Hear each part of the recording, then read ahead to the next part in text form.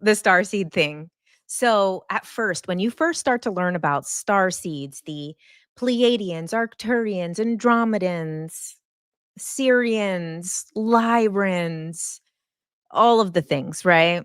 All the things that are not human, all the other things that we are, all the other things that we can be. This feels like an expansion, right? Because we feel at first when we start to learn about it, we feel like I'm human. Wait, I'm more than human.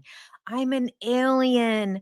I'm a high dimensional being. I'm an ascended being that is actually just lowering myself to help others. I came here to anchor this frequency in the earth. And at first, this seems very expansive because you go from here to here. Whoa, it's infinite. Whoa, I'm bigger than I thought I was. But really, as we start to go deeper down this tour into the rabbit hole, and now we're in the darkness, right? Like now we've gone so down the rabbit hole, there's no light up there. There's no candles down here. We're on this tour down the rabbit hole, and now we're in the real darkness, and we're getting faced with like the shit that we can't see on the surface. And that's why the starseed stuff, again, is this other trap away from the self. Because then what we find to be expansive is actually limiting. It's actually limiting us from truly seeing ourselves as we are, from truly allowing ourselves to have this one human experience authentically. And it's pulling us away from the self. Let me see. I think I have some notes on the starseed stuff because I've actually had this like random mess of paper that I've just been writing a lot of things down on over the last couple weeks. Let's see. I knew I had some stuff on starseeds here, but it's hard to find because the whole thing's a mess. Okay. Yes. Okay, so again, these are just stories. The same way the Bible is stories, Greek mythology is stories, in Hinduism, it's stories. Why do we have stories? Why do we have the story of the little boy who cried wolf? Well, because if you tell children not to lie, they don't know why they shouldn't lie, especially when lying gets them what they want, right? They lie and then they get what they want. So then we're going to tell them it's bad to lie. They're like, oh no, it seems pretty fucking good to lie. Be honest with you. Lying is where it's at. So this is why we have to tell them about the little boy who cried wolf, that if you lie too many times, then now when the wolf really comes, you've lost your credibility and people aren't going to believe you when you most need the truth. So this is why you have to be speaking in truth, because then what if people see you as a liar and you really do say something true and they don't believe you? But do we worship the little boy who cried wolf? No, we understand because we understand that's a story because we're the adult in the situation. But when you're a child, you need a story. So humanity is at a level for a very long time that the most people need the story. Most people need the stories of the Bible. And then we have a different flavor, which is a different story for a different flavor of people. The same way that the Hindu texts is a story for a different flavor of people. And this religion is a story for this flavor of people. So it's whatever story people resonate with and for different groups of people. So these stories about basically you are from this other place and you only came here to save everybody is yet another story that we have. I mean, very similar to the Jesus story, right? The Jesus story is that the Son of God came here to basically save all of us, right? To teach this and to be our vessel to God. This is what the Starseed story is. It's the Jesus story for a different flavor of people. So the people who aren't going to worship Jesus can resonate with a story that puts them in the chosen one position. And the chosen one is a blueprint of humanity. The chosen one trope is like every movie because it is the hero's journey. And so the hero's journey is like an archetypal journey I've talked about it a million times. I break it down in my tarot book. So let me see, I have it here.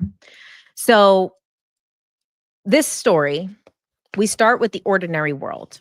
My tarot book. Honestly, it's too far to see, so I'll just read it. So the ordinary world. All of these stories start with the ordinary world. The alchemist, he starts in his ordinary world where he's just a shepherd. We have Neo in the Matrix. He starts as just this, lonely computer hacker. Alice in Wonderland is just there with her sister, just reading under the tree. Every single movie everywhere starts in this ordinary world. And then the next step is the call to action. And then there's another step, which is the refusal of the call, because then there's always that moment of, no, I can't be the one. I can't be the chosen one. And then you start to meet your mentors and things like that. And so mentors can come in many different forms. And, in the tarot, there's 5 archetypal mentors, and the mentors could be any variation of these, but we're not talking about tarot today. There's plenty of videos that I have on my YouTube about that. And then we cross the threshold, the Chariot card. This is where you break from the old world, you learn the teachings, you have the mentor, and then you break through the threshold to the next barrier. Now, obviously, there's trials and tribulations, there's good guys, bad guys, turning points, tower moment, devil moment, all of these different things that happen along the way. We see this in every single movie. We see this in every single story, every mythology, all of it, And I mean, well, the Jesus story, I guess he did return with the elixir, right? Because he was born again. So then, okay, we get to the end of the hero's journey. And what happens in nearly every single hero's journey? They get all the way to the end and they get the elixir, they get the treasure, they get the information, they get what they need. And then they return with that elixir back to the original place. So, like in The Alchemist, he makes it all the way. Now he has the wisdom and knowledge to be able to come back. So, this is archetypal. This is why we all resonate with this story, because this is every single myth, but this is also within all of us. We have this with everything in our life. Now, these starseed stories are the same thing, right? You came from the Pleiades, you came from Arcturus, and now you're here and you get to do all of the things and the hard stuff of being a human. You've broke through the threshold to be in the 3D earth, and now you make it back with the elixir, where after you've saved the day, you've saved the earth, and you make it back with the elixir. It's not to diminish these teachings. It's not to say there is a lot of people who need these teachings. So I'm not saying like this is, thank you. I'm not saying that this is not like a legitimate way to learn. Cacao. This is not a legitimate way to learn. The same way, The Little Boy Who Cried Wolf is also a legitimate way to learn, but we have to understand that, like, if you're at that point in your spiritual journey where you're saying, like, you know what? Now what? I've done all the stuff. I've looked at all the things. What now? That desire for new information, that desire to have my mind blown, that desire to like still need to like figure things out. Maybe you've reached a wall. And you're like, "Oh, is this it? Well, okay." And so now we're breaking to these next levels of spirituality, which is deconstructing all the stories and being able to say, like, the truth is more in paradox. So, what happens to a lot of times when people go through all of these spiritual teachings and break through? So they go all the way through the journey, they reach some sort of enlightenment. They reach some sort of like high understanding, which is where a lot of people watching this already are. You've already reached a very high level of understanding of all of these spiritual teachings and stories and modalities and this and that. Like, I know that my content attracts a lot of people who know their shit, like, really well. So, like, it's not like, the people who I mean, sometimes people who are just learning, but these are people who learn fast. And so what happens, you reach this, like, level of enlightenment, and then what? We return with the elixir, and this is why a lot of people right now are starting to feel like Well, now what? I don't really wanna watch these spiritual podcasts or videos, or I don't wanna watch Gaia anymore. I don't wanna read these books anymore. And then it's kind of feels a little deflating. But this is actually a return with the elixir moment. Now, are you going to return with the elixir of all of the things, of all of these stories, of all of these teachings, and bring them back home to the original part of the story? Bring it back to the ordinary world. But the ordinary world is not ordinary anymore.